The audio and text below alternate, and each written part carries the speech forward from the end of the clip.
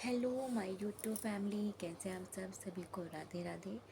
और मैं थोड़ा सा बिज़ी चल रही थी, इसलिए काफ़ी दिनों बाद मैंने सोचा कुछ वीडियोस बनाते हैं, आप लोगों से बातें करते हैं। एक्चुअली मैं इसी मंथ गई हुई थी उज्जैन महाकाल के दर्शन करने। और वहाँ से मतलब 1 वीक का हमारा टूर था। और वहाँ से आने के बाद इतनी गर्मी हो गई, थकावट हो, तो अच्छा हुआ कि हम सही टाइम पे गए। तो दर्शन हमारे बहुत अच्छे से हुए। हमने भस्म आरती लाइव देखी। और वहाँ पे मेरे ताऊ जी का भी घर है, तो वहाँ पे हम लोग गए, थोड़ा एंजॉय किया। और हाँ, हम लोग सीहोर भी गए थे, जहाँ पे प्रदीप मिश्रा जी हैं जो पंडित है, वहाँ पे कथावाचक हैं, उनके वहाँ भी गए थे। मतलब ओवरऑल हम ये कह सकते हैं कि हमारे दर्शन बहुत अच्छे से हुए। जिस इंटेंशन से, जिस भाव से गए, हमारे दर्शन बहुत अच्छे से हुए।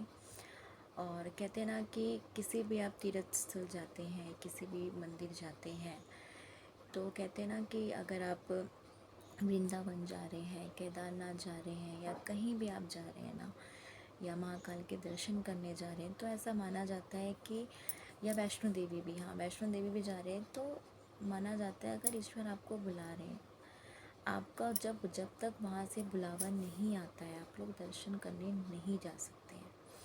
कहते हैं ना, कुछ लोगों के मुझसे सुना होगा कि हमने टिकट्स करवा ली, बट किसी लास्ट मोमेंट में क्या होता है, कैंसिल हो जाती है, ट्रेन छूट जाती है, या अनफॉर्चुनेट घर में कुछ चीज़ें हो जाती है, प्रॉब्लम हो जाती है, या खुद की प्रॉब्लम हो जाती है कि तबीयत ख़राब हो गया, आप नहीं जा सकते मंदिर, इतना लंबा ट्रैवल नहीं कर सकते हैं।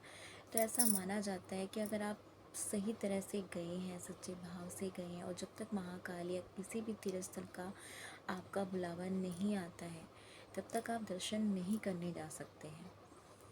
ठीक है, तो बस यही है कि बाबा से मिल के आए, हमने भस्म आरती देखी, लाइव देखी गाइस, हमने भस्म आरती बिल्कुल साक्षात हमने दर्शन करे महाकाल के।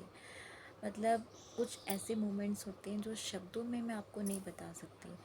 भस्म आरती के दौरान जो चीज़ें हो रही थी, उनका पूरा श्रृंगार हो रहा था, हर चीज़ ना।